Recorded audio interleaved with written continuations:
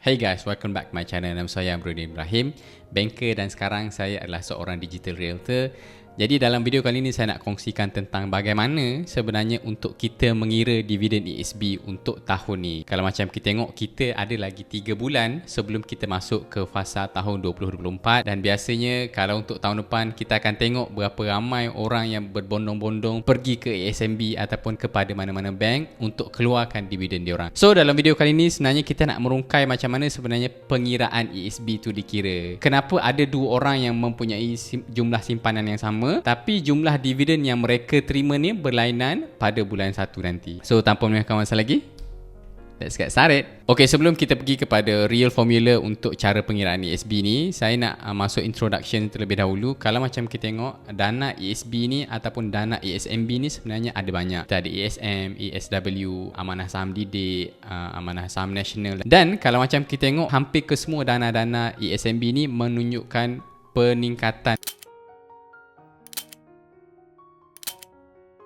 dari si kadar dividen ataupun pulangan compare dengan tahun-tahun sebelum ni. Probably untuk bulan 1 nanti sebenarnya kita mengharapkan sangat dividen ESB untuk tahun depan ataupun untuk tahun ni akan jadi jauh lagi tinggi compare dengan dividen tahun-tahun sebelum ni. So kalau anda pula rasa macam mana? Berapa anda rasa dividen untuk tahun ni yang akan kita dapat pada tahun depan?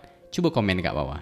Okay? So berbalik kepada persoalan pertama tadi, macam mana untuk dua orang yang mempunyai jumlah simpanan yang sama tetapi dia boleh mempunyai kadar dividen yang berbeza-beza. So ianya tak lain tak bukan kembali kepada formula yang dipaparkan dalam laman web ASMB ni. Jadi pengiraannya adalah berdasarkan jumlah baki bulanan terendah pada bulan tersebut. Katakanlah pada bulan Januari kita ada simpanan bernilai RM10,000. And then lepas tu dalam tengah bulan ataupun masa kita dapat gaji tu, kita tambah lagi dalam RM5,000. Kalau kita tengok daripada jumlah kadar simpanan kita, kita ada sekitar dalam RM15,000.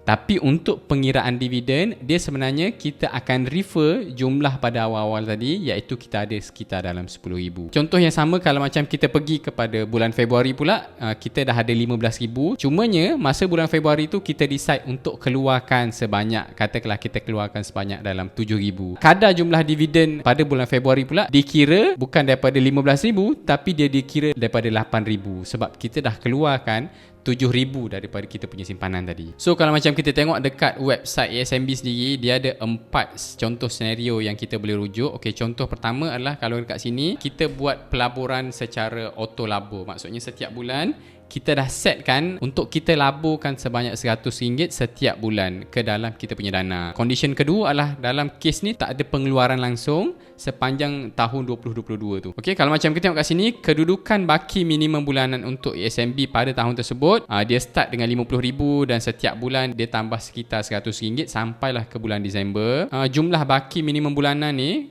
kita totalkan antara jumlah baki unit daripada Januari sampai Disember, dan kita dapat sekitar dalam RM606,600. Berdasarkan kadar dividen yang dia declare pada 2022, jumlah unit tadi kita akan bahagikan dengan 12, kita akan darab dengan 3.35%. Sebab itu adalah pengagihan pendapatan tetap lah yang dideclare oleh ASMB. So kita akan dapat RM1,693.43. Dan kita akan tambah dengan bonus yang diumumkan oleh ASMB. So jumlah unit yang sama, 606,600 unit ni, kita akan bahagikan dengan 12, kita akan darab dengan 1.25 sen. Kita akan dapat RM631.88. Tahun tersebut kita ada bonus tambahan sebanyak 0.5%. Cumanya bonus tambahan ni dia terhad untuk 30,000 sahaja. Kita hanya kali 30,000 unit, walaupun kita ada sebenarnya dalam 600 lebih unit, kita akan darab dengan 0.5%. So kita akan dapat sekitar dalam RM150 lah. Bila kita campurkan antara pengagihan pendapatan dengan bonus serta bonus tambahan ni, kita akan dapat jumlah agihan ataupun jumlah dividen duit kita adalah sekitar dalam RM2,475.31. Sementara untuk situasi kedua pula, kita boleh tengok kat sini dia melabur secara ESB financing, iaitu sebanyak RM30,000. Okey, so maksudnya kadar unit dia tak akan berubah sampailah hujung tahun. Kalau kita tengok kat sini daripada Januari sampailah ke Disember, baki unit dia tak berubah. Sebab apa? Sebab ini adalah sijil ESB. So sijil ESB ni kita tak boleh keluarkan dia punya nilaian sijil dia lah. So untuk pengagihan pertama RM360,000 tadi, kita bahagikan dengan 12 bulan, kita akan darab 3.35%, kita dapat RM1,005. Dan kedua adalah untuk bonus pula, 360,000 unit kita bahagikan dengan 12, kita akan darab dengan 1.25 sen ataupun 1.25% lah. Kita dapat sekitar dalam RM375. Untuk bonus tambahan, so 30,000 unit kita darab dengan 0.5%. So kita akan dapat RM150. So total jumlah agihan ataupun total dividen yang kita dapat adalah RM1,530. Dan seterusnya kita akan tengok pada senario ketiga. Pelabur ni setiap bulan dia keluarkan sebanyak RM300 daripada Januari sampailah kepada Disember. So kita boleh tengok kat sini baki unit dia pun akan berkurang lah. Dia mula dengan 22,000 jadi 21,700.